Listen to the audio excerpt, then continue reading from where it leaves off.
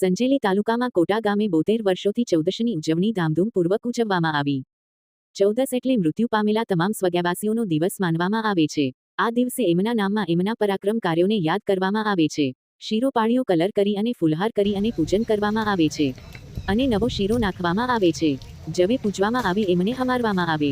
એમના નામથી કોરા ઘડેથી પાણી પીવડાવવાની રીતે જીવિત હતા. ત્યારે જે આહાર વિહાર કરતા એ પદાર્થોનો ભોગ ધારણ કરવામાં આવે. તરાપ હવન ધૂપદીપ દીવાબત્તી ચોડાનો કસુંબો વગેરે માન્યતાઓ પ્રમાણે પદાર્થો ભેગા કરી ખત્રીઓને સ્મરણ કરીને યાદ કરવામાં આવે.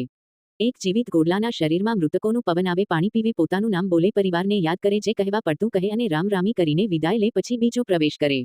માન્યતા અને શ્રદ્ધા વિશ્વાસ એવો રાખવામાં આવે છે કે 12 મહિને ખત્રીને યાદ કરવાથી પોતાના પરિવાર પર, કુટુંબ પર, ગામ પર આવતી આફતોને ટાળે તથા ક્યાં કંઈ થવાનું હોય તો આગમ ચેતવણી આપે, રક્ષા કરે એમ માનવામાં આવે છે.